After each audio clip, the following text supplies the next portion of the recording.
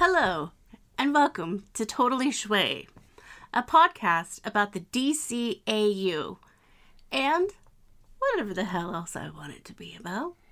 My name is Mary. My name is Luke. And I hope you're having a great day, because I know I am. For once. Well, that's nice to hear. So, Luke, do you want to start out with a little bit of news for us? Yes, just one piece of item this week, I think, unless I've forgotten something. The Batman Beyond Season 2 soundtrack is going to be released on the 20th of September, Friday the 20th of September. It will be available on all streaming platforms, or major streaming platforms, as well as available to buy digitally from wherever you buy your music digitally. iTunes, I suppose. Is that even a thing? I don't know. Yes, it's still a thing. I always buy it from Amazon. Don't really know why I have a preference. You can buy the CD. No, there's no physical edition. It's only digital. That was available. A question. That wasn't a statement, by the way. Okay, it came out as a statement, but okay, it was a question. Yeah. No, so it's all digital at the moment. But if you sign up for the Dynamic Music Partners mailing list, they will email you a PDF with a track list that acts as like a CD cover. So I suppose if you really wanted to burn it to a CD, and then you could print out the track listing and put it in and treat Mary's it like Batman mix. Yeah. But it's like 98 individual tracks with over 2.5 hours of music, including episodes like Earth Mover, one of my favourite Batman Beyond episodes. So even though I am completely broke, I will find a way to purchase it on day of release because I want to support the talented people at Dynamic Music Partners. And it's not massively expensive. I think the last one was, what, £7, like $9.99 in terms of dollars, something like that. Yeah, that's basically it. Yeah, so that's the news. Yeah. I think that's it. I'm pretty sure that's it. I know it's not like news, but I just wanted to self-promote, I guess. What? Yeah. Who knew? So I have a channel. Would you like to tell them the name of my channel, Luke? It's Mary Susan Mears. Yeah, it's my name. So if you guys want to go over there and have a look at some of the videos that I've done, apparently I've been stealing from Serum Lake. So yeah, thank you guys for telling people that Luke and I are we're friends, and that's great. But yeah, it's really great because I almost have 1,000 subscribers.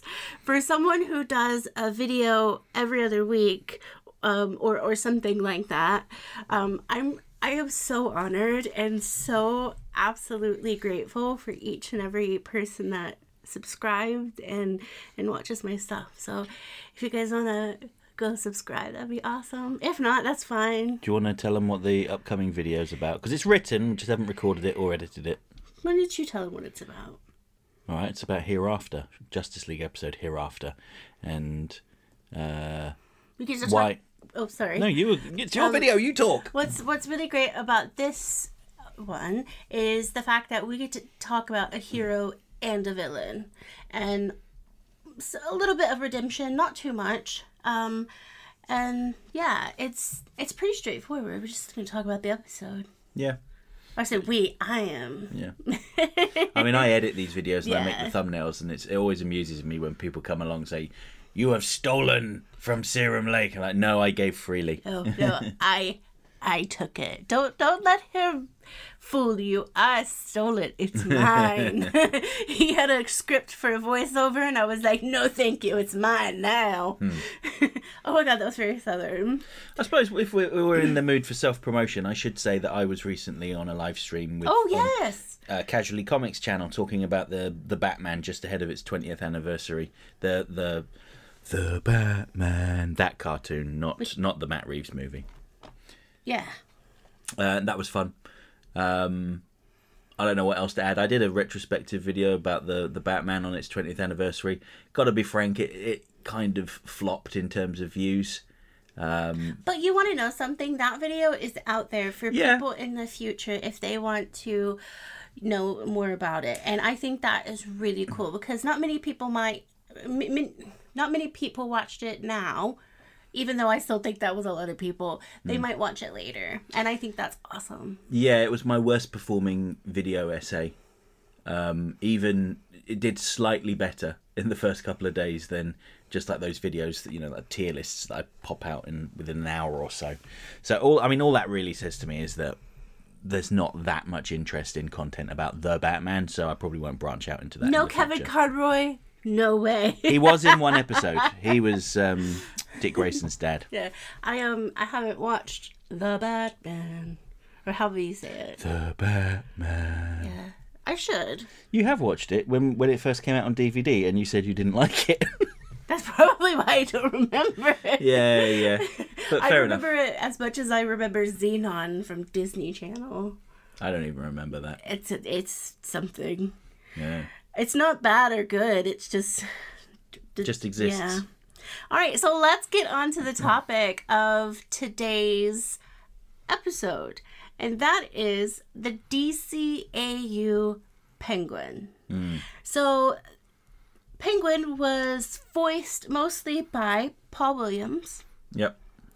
And let's talk a little bit about him. Do you know anything about Paul Williams? Well, I know that he is a very talented songwriter and singer. Ooh. Yes.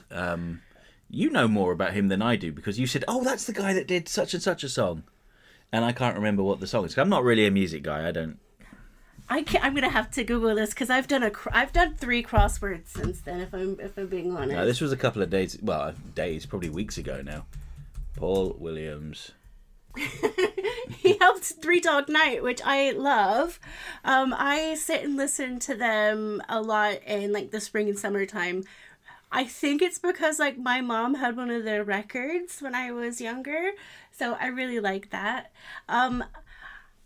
He did some stuff for the Muppet movie, which, if any of you guys have been here for a while, I have a phobia of puppets, so I don't care for that. Damn it, Paul Williams. But he's done a hell of a lot, and I think I will forgive him for helping on the movie and almost winning an Oscar for it. So one of the things that I find more notable about him is that he is a big advocate for, I've forgotten the name of the charity, but it's a drug and alcohol charity. And whenever he does any personal appearances and signings, he's allegedly donates his entire fee to that charity, which is very commendable. We love that. Yes. I think it's really important if you have any sort of, I want to say value, but it's not value. It's any sort of star power. You should try to help with some sort of charity, if not multiple charities if you can. And I admire Paul Williams for that. And now actually being open about it too. And not just, giving them money and saying, okay. Yeah. Well, he's talked about in the past his own struggles with addiction. I believe he said, I might be misquoting him here, so I apologise. This is just off the top of my head. But I believe he said he can't remember most of the 80s. So, you know. He was born in 1940. Was he? Yeah. Okay. I wasn't even looking at the Wikipedia page just then to know that.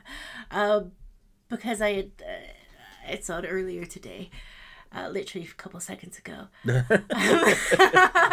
But I can see him, 30s, 40s, being in the midst of addiction. And especially in that sort of career when you're with people like Three Dog Night. Well, I was going to say like Kermit the Frog. Oh my God, have you ever... Oh God! Stop it! All right. So let's just move on to his Batman appearances. So there's a funny thing about the Penguin in that if you look at the show's writers' Bible, they had a very clear idea for what they wanted their Oswald Cobblpott to be. They wanted him to be a crime boss that was a mother's boy, not a lady. No, that's true. He was male. Yeah, just putting that out there because there were a lot of people that were upset that the Penguin was a lady in the new Batman. Oh, they can. I'll bring that up anytime I can because I love Lady Penguin. Yeah, but they're not able to articulate why it upsets them. And I know why. It's because it makes them feel like insecure little boys about to be replaced. But anyway, moving on. Do you want Blinky? So that was their original plan. But then, of course, Batman Returns came along, and the Warner Brothers executive said, you know what would be really nice if you could synergize with the movie. So go. They sent Bruce Timm down to the soundstage where they were recording filming the film. And he had his little sketch pad, and he did some drawings inspired by Danny DeVito's version of the Penguin. Apparently, it was still his look was very secretive back then, and they wouldn't allow pictures to be taken. Although I think there was a Polaroid shot. Do you know what? I've got very vague memories of someone, possibly Dan Reba, showing me a Polaroid of Danny DeVito with like half the makeup on and it looking hideous. But I might, or maybe that was a dream. It might have been a dream. Who knows at this stage? But anyway, so they had to kind of make their Penguin a deformed mutant man, which they didn't like. And I got the impression that they made very little effort with the Penguin because they were being forced to do something they didn't really want to do. I like the way that the Penguin looks. I do too. I have to say that first and foremost. Second most, I'm going to be honest with you. Mm-hmm. I don't like the Penguin character very much. And it's not for any particular reason. It's just, it's kind of bland. It's kind of like unseasoned quinoa. Oh. That's not any... Oh, that's a terrible thing to say about someone. I mean, admittedly, yeah, they did cut a lot of character out of him. He was very... he was eloquent and gentlemanly, let's put it that way. But he was also a thief that was drawn to, like, bird-themed things. So, you know, he stole a Fabergé egg and I've got Batman in my basement. He stole the Raven helicopter because it was named after a bird. Mm-hmm. I think, really, I've done a video about this recently, but his best episode by a long way is... and he said, I've got Batman in my basement. Birds of a Feather. Birds of a Feather, I think, is very good, where he tries to reform. Exactly. That's exactly it, yes. I'm so tired of hearing that song. But Birds of a Feather actually gives him some character beyond liking bird stuff, and that's that he thinks of himself as being a member of high society, despite the fact that he's very crass and just generally unpleasant to be around. But he just can't see it. The gag of it all, yes, that's right, is that high society is a lot of the times very crass and disgusting. Yes. I'm putting that out there. Yeah, they are deeply unpleasant, aren't they? Okay, so can you tell me what the first, of course you can tell me, what was the first appearance in Batman the Animated Series of the Penguin? Well, I mentioned it earlier, so I've got Batman in my basement. And for one extra point, I'll give you his first line of dialogue. Sure. He made a calling sound to his vulture, and that was the first thing they had him say, and it just makes me wince every time I hear it. I'm just like, oh, why have they done this? Why? And I'll tell you, I remember listening to an interview with Martin Pascoe, who was a story editor on pretty much every Penguin episode, for the most part. And he said that every single Penguin episode sucked.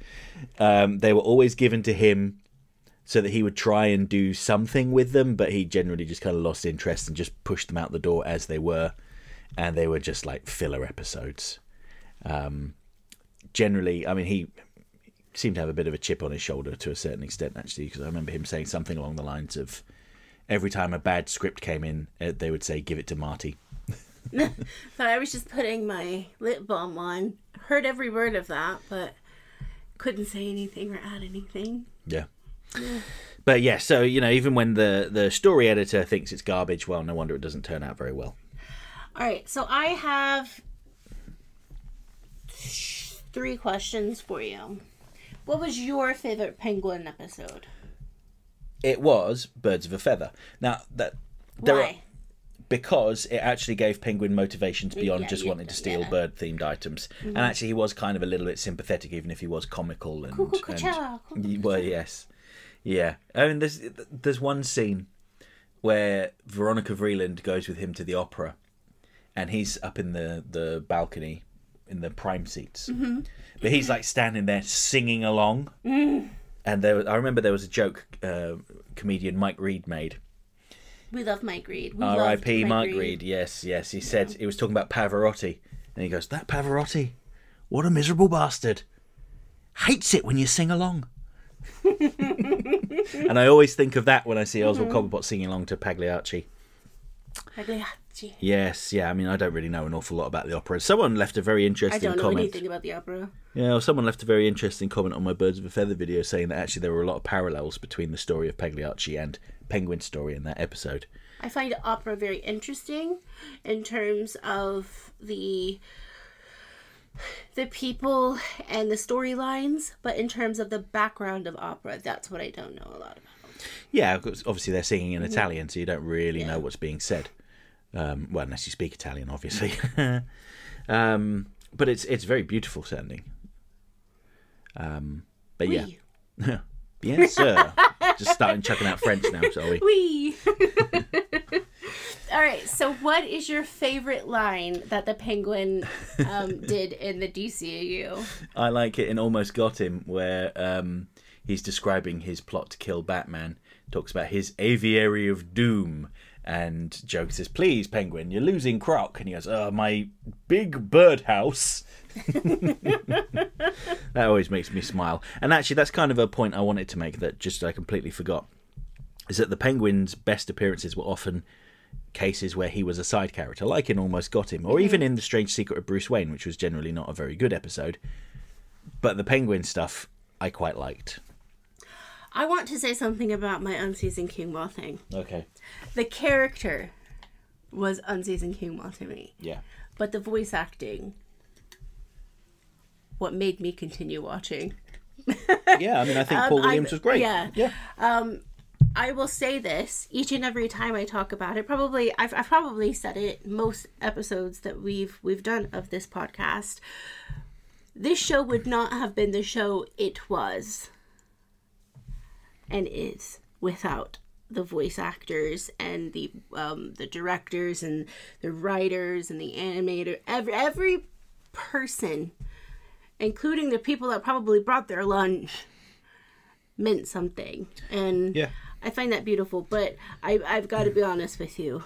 If it weren't for the voice acting in those particular episodes, I would have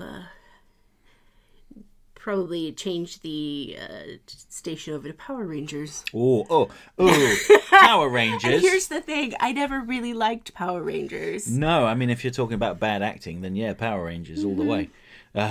Sorry, Power Rangers fans. I know I had like one Pink Ranger glove from what I can remember. I'm pretty sure I had two at one time, but I just didn't care for it as much as I liked like Batman and X-Men and stuff. Mm-hmm. But yeah, that's what I wanted to say about the thing. All right, so this is a different sort of question. What could they have done to make Penguin better? Well, they could have stuck with their original plan of him being a mother's boy, even if he was a mutant penguin man. Mm-hmm. Well, they also did try to rectify the direction of the Penguin in the new Batman adventures, where they used their original design, made him a club owner like he was in the comics, and he was more of a fence selling stolen goods for the other villains. And I think he was very good. I particularly liked him in The Ultimate Thrill with Roxy Rocket, because he's obviously attracted to Roxy, but he is not so attracted to her that he's willing to jeopardize his business potentially by dealing with her. And so when she brings on too much heat, he tries to kill her. I mean, it doesn't hurt things, the fact that she had rejected his sexual advances. But even if she had accepted them, I think he still would have offed her. He's very ruthless and just deeply unpleasant. And one of the things I liked about the Batman Adventures Continue comic, excuse me. Batman the Adventure Continues? Do you know what? I've forgotten the name of the title. It's BTAC. It's BTAC. Unlike JLass, which we will be talking about in future episodes of this podcast. That's hashtag JLass. JLass. They included an explanation of why the Penguin's appearance changed so rapidly. And it's because Jason Todd, as Robin, kicked him out of a helicopter and broke every bone in his body. And he went off to recover in South America. And obviously he lost a lot of weight and he had surgery to correct his appearance. And that's kind of why he looked more like the original design in the new Batman Adventures. So there you go, for anyone who ever wondered. Basically, what they did was he had a ton of plastic surgery and he came out a new man. Fresh, fabulous, and something else that starts with an F. Fabulous. I already said fabulous. I can't think of another F word. Fantastic. I can think of plenty of F words. No, stop. Yeah, fantastic. Stop with the F words. Yeah. Because I wanted to say Frankenstein, but he wasn't Frankenstein. No, but I think by the time they got around to New Batman Adventures, he didn't really have any episodes where he was the star, like the star villain. But he had a very comfortable, appropriate role as like a secondary villain, and he was used very well. I think this might be our shortest topic. I don't think so. We've still got a few more minutes. We can talk. Do you remember his appearance in the Superman episode Nighttime? No. No, so that's the one where Batman goes missing and Superman pretends to be Batman for the episode. Oh, yes, he was the detective, yes. Yes. Yes, well, I love that. You say he was the detective. Half the time, Robin would just turn around and whisper the answer. And then with his super hearing, he'd go, It was the second time he was, that Clark became the detective. Well, some people have argued that a journalist is a type of detective, so he does. I can see that. He does do some detective work. But what I mean is in, like, doing what Batman usually does and all of that. Well, there was a very funny scene where Superman and Robin go to the Penguin to interrogate him for some information, and the Penguin is not cooperating. Of course not. So not. Robin whispers to the side, "Kick his desk." And being Superman, when he kicks the desk, he sends it flying and shatters it into 1,000 pieces, which scares the Jesus out of the Penguin. He's like, all right, I'll tell you what you want to know. I need to go back and watch those episodes. Yeah, well, we did say we were going to do a rewatch of Superman over the summer, but we've been so busy we haven't had the chance to. And now, I was going to say now that summer's over, but then it's got really hot again today. He says it's hot. It's, in American, it's 67 degrees. It is hot. Or it's 63 degrees at the moment, the high. It's 63 degrees outside with a high of 67. I've been walking around with a t-shirt, sweating, going, oh my God, it's so warm. Have I been exposed to ice chemicals in my sleep? Chemicals? Ice chemicals, yeah, like cryogenic chemicals in my sleep. I don't think so. Is my hair going to freeze and break off? Maybe that explains the bald patch. I love the cold. I love it. I love the clothes we wear in the cold. I love it. In the summertime, I count down the days until autumn. Well, autumn seemed to have arrived earlier in the week, but then the weather's changed again, so I don't know. We're back to experiencing all 4 seasons in a week. Can I speak to your manager? No. I'd like to speak to the weather's manager. So, I guess the last thing to talk about with the Penguin then is he was one of 3 villains in Batman Mystery of the Batwoman. Paul Williams didn't voice him in this film. Oh, yeah. Presumably he wasn't available. But it was Ogden Stiers, I believe, who he has a very good Penguin voice. Not Paul Williams good, but still pretty decent. And the Penguin is part of like a cartel or I was going to say a triad, but that's a different term. A trio of gangsters, let's put it that way. There's Carlton Duquesne, who's a new creation for this. Rupert Thorne and the Penguin are teaming up to sell arms to the Kasnians, and Batwoman is intervening. And if you've not seen the film, I'm going to spoil it right now. So skip ahead by like a minute or so if you don't want to know why they're being targeted by the Batwoman. Well, I should say the Batwomen, because there are 3 Batwomen. Each of them have a score to settle with the 3 gangsters. Women can't be superheroes? I didn't say that. I was just telling people if they didn't want to know what happened, Women not can't to be listen. superheroes or villains. Don't clip this. But yes, the Penguin had what was her name? Roxanne Valentine, I believe her name was, one of the Batwomen. Mm-hmm. Her boyfriend had worked for the Penguin at the Iceberg Lounge, and when the police raided some sort of illegal act, possibly smuggling, he was set up to take the fall, even though the Penguin was guilty of it. Mm-hmm. But he took the blame and went to prison for it, and she wants to get him out of prison because he is innocent. And I suppose the other thing of note there is that he hires Bane to capture Batwoman. To be honest, I don't love Mystery of the Batwoman. I think it's serviceable.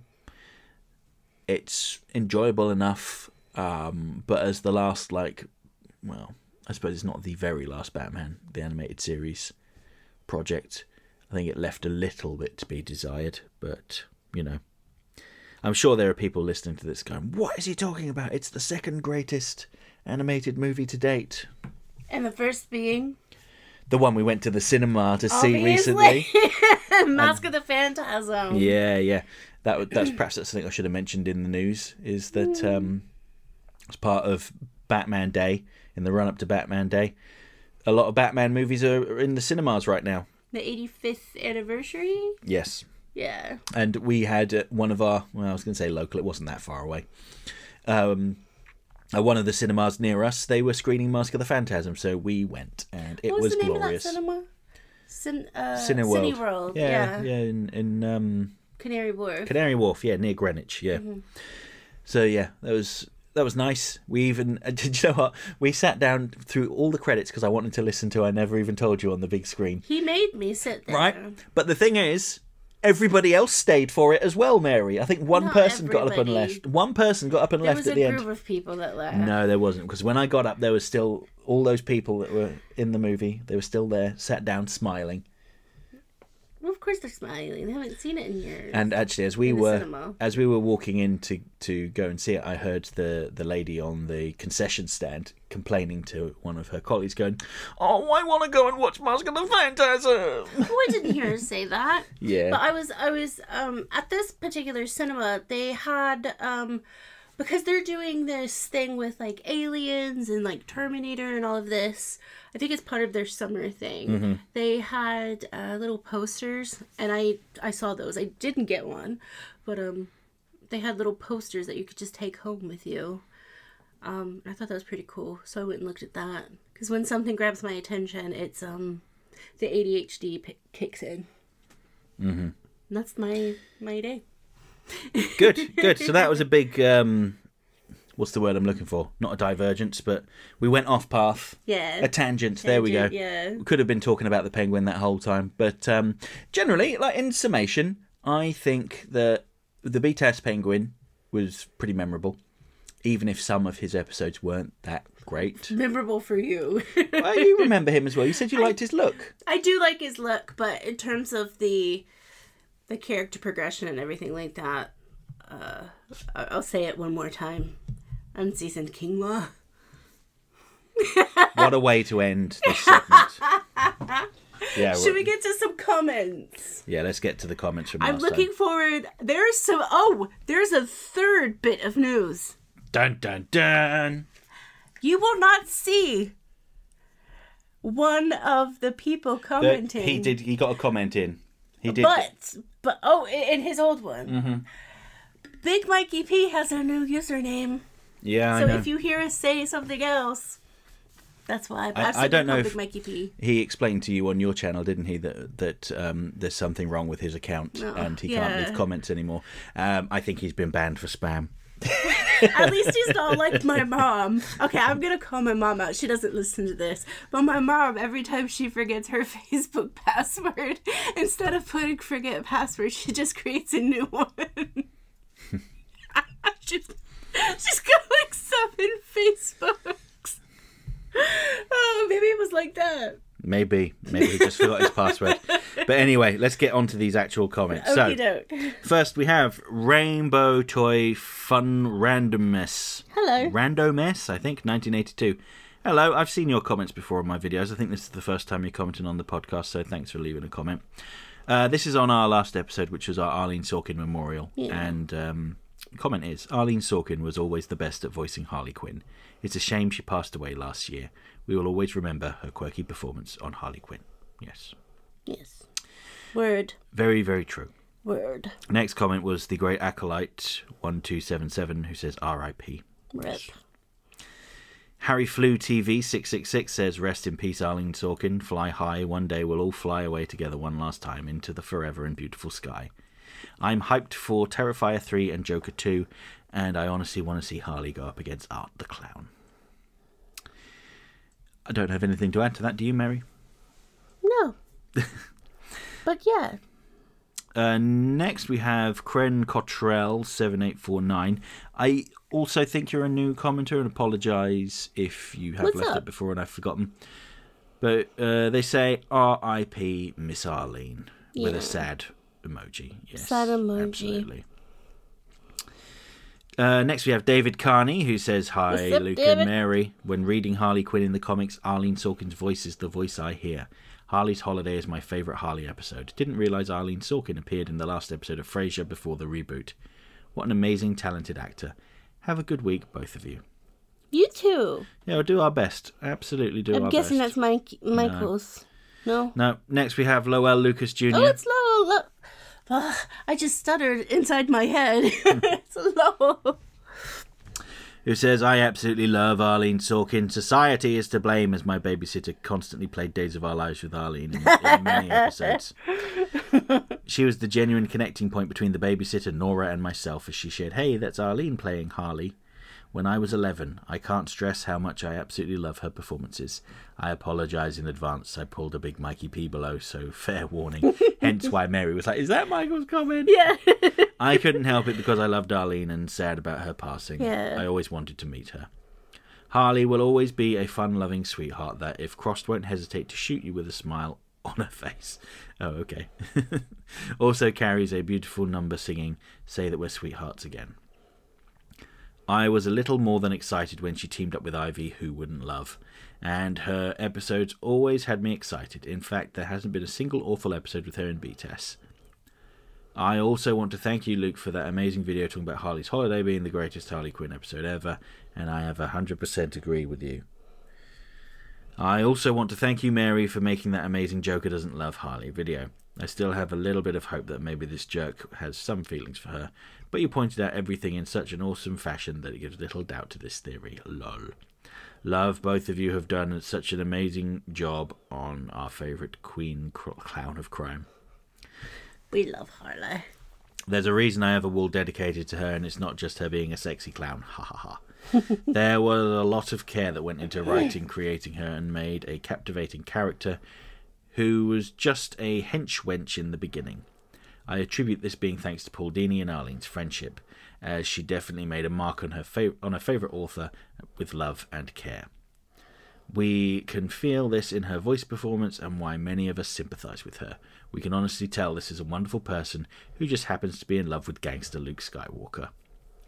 At the very least, we know her legacy lives on, not only with the DD granddaughters, but with other voice actresses. In fact, I have a question/suggestion for another video. Would you ever do a video on Harley Quinn played by other actresses?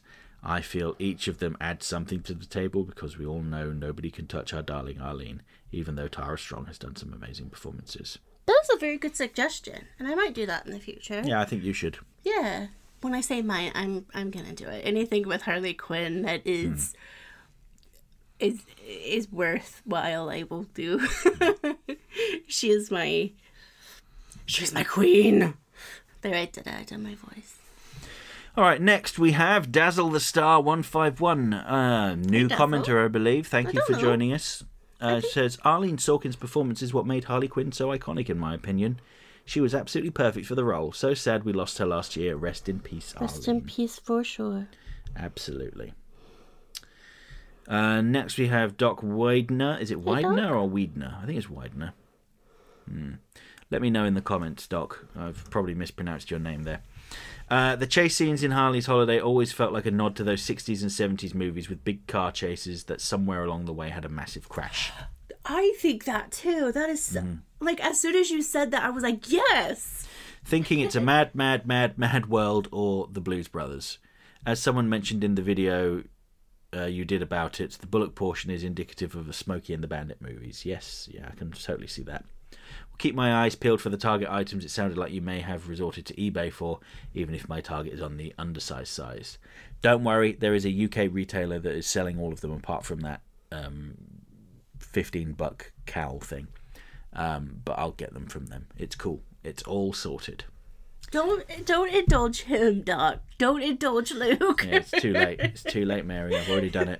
It's not the fact that it's things. It's the fact that I want to move to like a 10-bedroom home just for all of, so I can have one bedroom to myself. Yeah, it would. And then he could just have his stuff.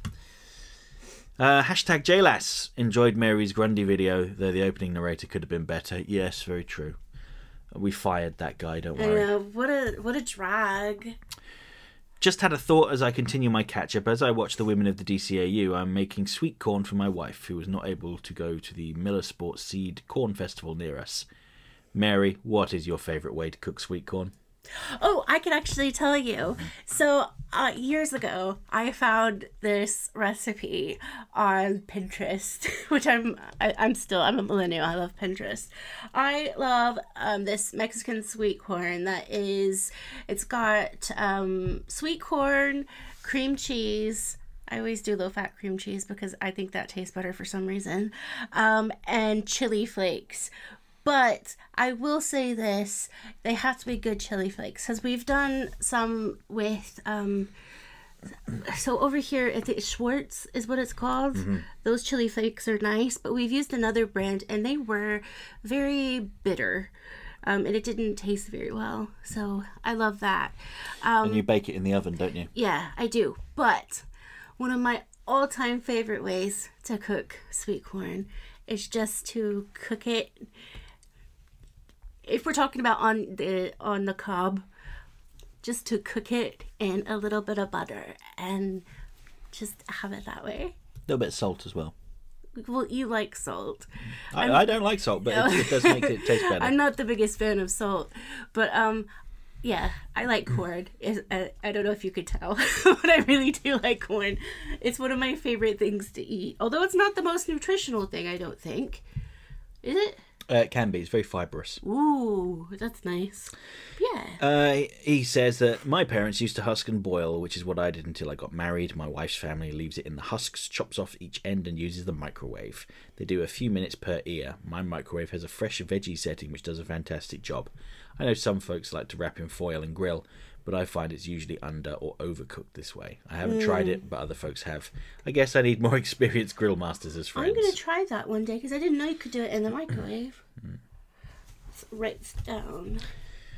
Oh, okay. So while you write that down, here comes the latest epic from Big Mikey P. Michael Andre Parlon. You're going to do one of those radio announcer things, so I can just wow, wow, wow, wow. Yeah. Mikey P. Those obnoxious noises, why not? Sorry for being a bit late. Family issues, house cleaning and web problems shook up an otherwise great schedule. Still, at least the time wasn't wasted entirely, what with reading up on Ghostbusters the Supernatural Spectacular novelization. Would be a shame if a bunch of Harley iterations passed away the same way the real-life Arlene did. Beauty and grace in animated form, having quite a talented voice actress with mellow tones and singing chutzpah. A very unique and memorable magnetic design, got so popular enough that she got a sizable amount of spotlight episodes that ended up among the fan favourites. Sounds like the DCAU Harley Quinn and Oja Majo Doremi Onpu Sagawa, voiced by Rumi Shishido of Neighbourhood Story fame, are quite similar. You would know that far better than I. You know what? We're going to invite Mikey P on one day, and we're just going to have a name off on the podcast where he does these like fantastic names of these like wonderful, really talented people, and he says the names like perfect. Yeah. And then we're going to take headphones off of you. You're going to say it, and it's just going to be like I'll just bad. sigh. Yeah, I know. It's fine. Even if he tells me how to pronounce them, I'll still forget. Yeah, like me. I can't speak very well. He continues that I'd argue that Hynden Walsh is a good enough Harley voice actor successor. Her voice performance has the right chutzpah for me, as seen in The Batman 2004. I don't think I've actually said chutzpah this much before in my life, so I've never said chutzpah ever in my life. Speaking of the Harley Quinn show, didn't Baby Doll show up in the Kite Man spin-off as of this typing? I still haven't watched it. I mean to. I really mean to watch it. I actually fear the names of Sorkin and Conroy may be besmirched years later with new life details in mind. Such are great people's lives, where one formerly overlooked wrongdoing can undo all the praise they once deserved, even posthumously. I worried the same thing as well. I was very worried after Kevin died that, someone will come out and say he was awful, but no, nobody has said anything of the sort. And you want to know something? That is one of the beautiful things about Kevin Conroy, is although he was quite a private person, usually in in his area of work, in the entertainment area, when you're that private, you people expect you to hide something, but he wasn't hiding anything. He was just a really decent, in my eyes, great person. Rare are the soap operas of then and now that I'll fondly remember. Lesser same goes for telenovelas. I should try to rewatch Cheers in the original Frasier, not in binges though. Just why does General Veland have a World War II tank in the early 1990s? Anyways, guess he'll be demoted enough that the JLU JL era US military doesn't pay heed to him anymore. Could argue that Harley's rehabilitation got fully undone by the man who will be known as Lockup. After all, his episode comes after Harley's holiday and production order, sadly enough. Yes, good point. 39:28, timestamping this. I wish I knew what that was. 40:04. Tomoe is Tomoe. Also, Walpurgisnacht isn't using the hard G.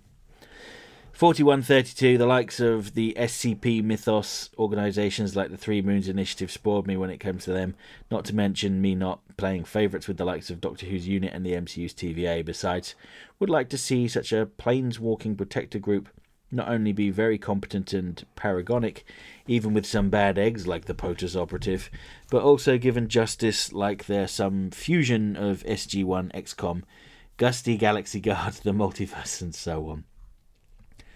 45:26, 80s not 90s for the flashback. Seems I made a sorry typo. Oh no.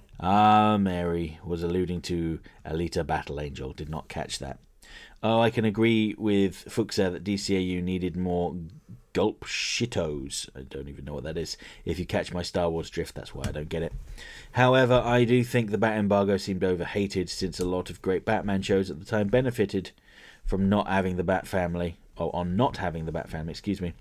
Even if the first while in the Batman's 2004 case, Scarecrow, one-trick pony villain, enough said, Hugo Strange is better. Two-Face and or Man-Bat, what JLU got would double date, having the Mandragoras, Green Arrow, Cross Black Canary, and the Question and Huntress is better. For me, Sat-AM is pronounced Satam, okay? Wish it didn't end on such a unresolved cliffhanger, although at least that wasn't as bad as Spectacular Spider-Man's. Speaking of TMBA Penguin, perhaps you may also want to talk about the new look explanation in The Adventures Continue. Get out of my head, Big Mikey P! Get out of my head. And that was the end of his comment. Not as long as the usual ones. Big Mikey P, as much as we joke around, we actually really do adore you. And we look forward to your new screening. But you will always be my Big Mikey P. Next we have A1ML33Y. Hello again. Hola. There's Arlene was an iconic voice for Harley. I really like how she brought life to Harley. As a kid, I was more excited to see her over the Joker in every episode. It's how I feel about Cal Dodd as Wolverine, Lenore Zann as Rogue, and Christopher Daniel Barnes as Spidey, and Ed Asner as J. Jonah Jameson. I love the 90s Marvel animated series voice cast. It's why I still rewatch those shows, along with the DCAU shows. BTAS was on Fox Kids, after all, with X-Men and Spider-Man. But yeah, Harley became my favourite mostly because of her performance on BTAS and the new Batman Adventures and her fight with Mercy Graves in World's Finest, and her team-ups with Poison Ivy, Livewire in an episode of Superman the Animated Series. Whenever I do read her in the comics, I think of Arlene, especially her appearance in the comics around 99, 2000 and 2001 in issues of Phil Jimenez's Wonder Woman, where the evil Greek gods possess Poison Ivy, Joker, Scarecrow. Later, one of them possessed Batman. But anyway, this makes me sad, but her acting really brought Harley Quinn to life, and more like how Ryan Reynolds brought Deadpool to life. Next we have Beatles fan Sam. Hello Sam, how are you doing? Hello. Nice remembrance of Arlene Sorkin. It's hard to believe she's been gone just over a year. She really helped make Harley Quinn an iconic character. I also like the story, which I believe I first heard in an interview with Paul Dini, about how she and her husband were there for Paul after he was attacked. It says a lot about the type of caring person she was. Word. I agree. Next we have the return of RDP16 Rules, who says, "Hey Luke and Mary. It's been a while. My apologies." Yeah, it's okay. So an update from me. Gen Con 2024 was amazing. It was my first time in Indiana and I had a great time. That said, several people I was there with missed flights. Me too. So I missed some days of work. Even so, I'm already planning on going next year. Gen Con was a work trip technically. I did work as a professional games master, aka narrator for the Marvel Multiverse RPG. But it was also a much needed vacation. That sounds awesome. So, let's chat about Bruce Wayne. Bruce, especially in BTAS, is a brilliant performance by a talented actor. Sometimes the real guy sleeps through when he is confronted with people who could upset his alter ego. Even so, I subscribe to the notion that Batman is the man and Bruce is the mask. In fact, Bruce is the tool that enables Batman to operate in Gotham City. He pays for the charities, he smiles for the cameras, and he signs the checks. But even with everything he does as Bruce, none of it holds as much weight as his work as Batman. Bruce doesn't train the Robins, Batman does. Bruce doesn't design the Batmobile, and he doesn't map out and organise the Batcave. Even in the persona of Matches Malone, that is just another tool in his arsenal. It is my belief that Batman wouldn't allow himself to be Bruce Wayne fully until he cannot be Batman anymore, which is further proved in Batman Beyond when he merges his personalities. I'll be interested in hearing your response and or rebuttal. Broadly agree. Yeah. Thoughts? Yeah. Yeah. Yeah, generally, yeah. Yeah. Arlene Sorkin was a wonder as Harley Quinn. So many interpretations of the character in multiple mediums are based on the foundations she left. Obviously, there were writers and animators who added to the makeup of Harley, but Arlene was her soul. Generations of girls, for better or worse, had a wild child villainess turned anti-hero to latch onto. Also, back when it was uncool for young boys to like girly things, Harley Quinn got a pass because she was cool. Arlene took a basic henchwoman and made her an icon. Very few side characters ever get that level of success. Now she's an honorary fourth pillar that the DC Universe leans upon next to the Trinity. Established characters like the Flash and Shazam don't get the same level of love and attention as Harley, and much of that is in no small part due to Arlene. Now, not one but two Oscar-nominated actresses have stepped in to play the part, and their performances are measured next to Arlene, star of the small screen. I'm sure wherever she is now, she's honoured. R.I.P. On the subject of soap operas, I used to have to tape them while my mom was at work during the summers. I didn't pay much attention to them, but I did watch a little bit of Passions with her from time to time. Oh, Passions. That show was nuts. It was nutso! A soap opera heavily inspired by Twin Peaks and Buffy the Vampire Slayer. Speaking of Twin Peaks, while that isn't a soap opera in the traditional sense, it sure did lean on the tropes from time to time. What a wonderfully weird series. I'll probably end up rewatching it at some point. Although, if I'm honest, the soap opera I have watched the most in my life, wrestling. I'm a big mark for the WWE, warts and all. Between the Bloodline saga, the destruction of the Judgment Day, the blood feud between Drew McIntyre and CM Punk, and the drama surrounding the Wyatt Six, wrestling hasn't been this good since the Attitude Era. Maybe 3 people watching your podcast will agree with me, and 3 more are AEW fans. I used to watch AEW quite regularly with my cat Thor, he liked it. Yeah, he did.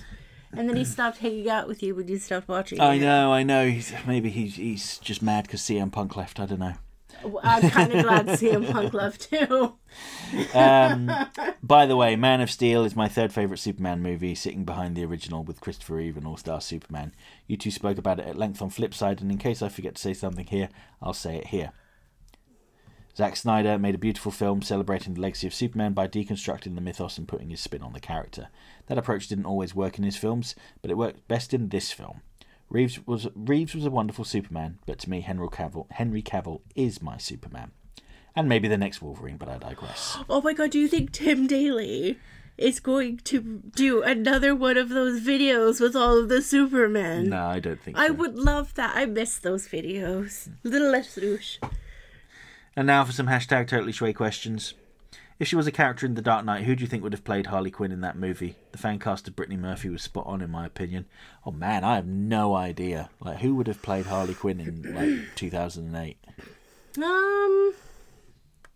I was going to say Kate Bosworth, but she was in Superman, wasn't she? Wow. Christina Aguilera. Ooh, okay. I know, but yeah, I'd give her a chance. Okay. There's the answer. So next question, in the Timverse. I take the Christina. No. Sorry about this. I don't think. I love Christina Aguilera's early music, but I don't know if she's a great actress. So I'm going to take that back, and I am going to say someone different because I feel like I need to. Who is this someone different? I don't know. What were the blonde actresses? Of they don't have to be blonde. They could dye their hair. Yeah. Like Jessica Alba, she dyed her hair for Fantastic Four. Is that her name, Jessica Alba? Yeah. Yeah. What is another actress? Because I'm not the biggest fan of actresses from around that time. Sarah Michelle Gellar. Sarah Michelle Gellar as Harley Quinn. Okay. I could see it. I could definitely see it. Yeah. Okay. Sarah Michelle Gellar. In the Timverse, we refer to it as the DC animated universe in this household, but I'll let that slide.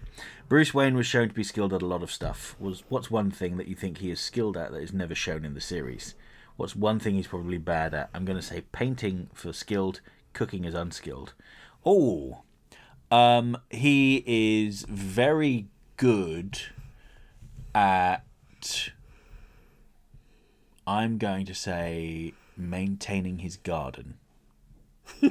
Like mowing lawns and trimming hedges and stuff. I bet he does like nice hedge sculptures. Mm-hmm. One thing that I don't think he's very good at is making conversation.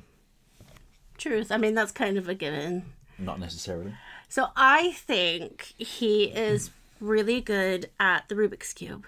Ooh. Terrible at the yo-yo.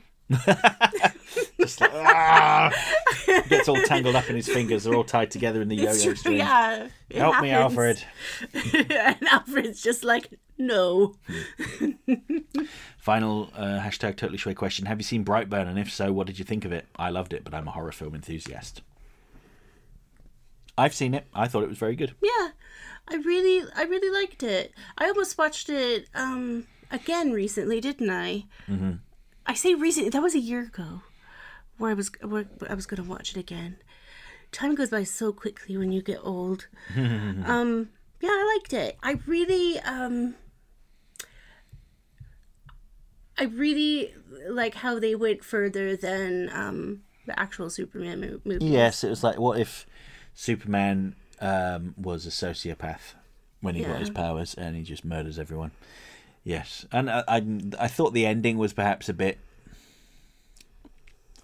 I don't know, I can't think of the word off the top of my head, but I didn't really care for the ending where they had like, oh, and there's an evil version of Aquaman, there's an evil version of Wonder Woman, there's an evil version of the Flash, all like happening at once, just coincidentally. It seemed a bit contrived. I like that. I think it's because I like evil. Yes. In fictional things. All right, so next we have Screen Wiper, who's left a bunch of comments, so I'm going to just read them as one. Who says, 1828. I was a full-grown adult in, like, the 2010s when I found out that Days of Our Lives isn't a fictional soap that only exists in the Friends universe. Is it as bonkers in real life as it is in Friends? Apparently so. Mm-hmm. I forgot that Tizer exists. I had to check they still make it. They do. For all you nostalgia addicts out there, it's back to its original recipe. Gone is the real fruit juice and back are the artificial colours and flavours. I'm going to try some. I love Tizer and all of that, but can I ask all y'all a question? Because it seems like some of y'all did watch Days of Our Lives. Did Bo and Hope ever get together and stay together? Let us know, Big Mikey P. Mm-hmm. I'm not joking. I need to know. I could Google it, but I don't want to. Screen Wiper continues saying, I'm sure last episode I asked why this channel was called Serum Lake. Makes me think of the Scarecrow dumping his fear serum into a lake to contaminate Gotham's water supply. And I'm sure it wasn't the first time I asked. I don't have an answer. It's an anagram of my name. Yeah. Is it like a personally sensitive topic? No. No. Sorry if so. I'll stop asking. He never answered it. Well, Yeah, Luke didn't answer it. Chris, he didn't answer it the first time that you asked. If I read it out, I did. I might have just missed it because if you leave lots of comments... I was probably interrupting him. No, whatever. He continues by saying, I do prefer the new Batman Adventures Penguin to B-Test Penguin. I like the Iceberg Lounge. I like how he's more part of high society with a respectable public face and a hidden, dark, psychopathic, organised criminal side. They could have made that side of him much darker. I wish they had. I know it has to be kid-friendly, but they could find ways like they did with the others. And to conclude his comments is no Arlene Sorkin equals no Harleen Quinzel, no Harley Quinn. I guess how much that matters depends on how much you like the character. I like her. Generally anyway, I cannot be certain there aren't iterations that are just completely obnoxious. Most Batman characters have at least one. Truth. Then we have Josh EZ5HF with a beautiful cat in his profile picture there, ginger cat. A ginger caddy. After watching the video regarding the Writer's Bible, I'm incredibly disappointed in retrospect at the BTAS interpretation of the Penguin. Also, I wonder if McDonald saw the design and was scarred by the resemblance to Danny DeVito's version. They may very well have been, yes. I keep meaning to track down the, the Happy Meal figures. From the... BTAS or the New Adventures? The BTAS Happy Meal figures. I've seen a lot of them on eBay, including with the boxes for about £50. But I feel like that's a bit too much to pay for 8. Is it £50? Yeah, 50. No. I feel like it's a bit too much for some Happy Meal figures. That's what I'm saying, like, no. Oh, no, don't get them, as in. Yeah, that's £50 is a lot for that. Yeah, I think so. It's a little too much, even though they do come with the boxes. I remember in my day, you could go to McDonald's and get yourself a Happy Meal for $1.99. And you could get your high fructose corn syrup High C with that weird looking ice that took up almost all of the cup. And the fries that were kind of fries, but mainly oil. I remember those days. They were like 30 years ago. I was going to say, it was like last week. I don't think they do. I haven't been to the States in a long time. Do they still serve like high fructose corn syrup drinks in the kids' meals? I don't know. I was not a child in the States, so I don't know. Maybe someone in the comments. You missed out a lot. Well, maybe, yeah. Red dye, EEE 5, 7, 9, 8, 10, 12, 13. Green mustard. Mm-hmm. I don't remember what the color of the ketchup was. Was it blue? Blue ketchup? Mm-hmm. News to me. Yeah. All right, well, those were all of the questions and comments from last time. So... thank you, everyone. What's our next episode going to be about? Well, we've got a choice, Mary. I feel like it's been a long time since we talked about anything Justice League related. Oh, my God. Okay, I'm listening. So what I was thinking, and feel free to shoot this down live in front of everybody, but maybe we could talk about... No. I'm joking. We can talk about the relationship between Jon Stewart and Shia Hall. Oh, yeah. And Vixen. Maybe. Because we all know I love Vixen, and I think she deserved better. I loved them, but we'll talk about it next time. Okay. Well, I'm glad you liked that idea. Yeah. Anything to do with Vixen and Shia, I will talk about. Because I love both those characters. Cool. All right. Well, that's the end of the episode. All right. Love you, bye. And again, thank you guys so much for just showing the support over at my channel. Even if you don't subscribe, thank you for just like watching me sometimes. Love you. Bye. Thank you. Bye.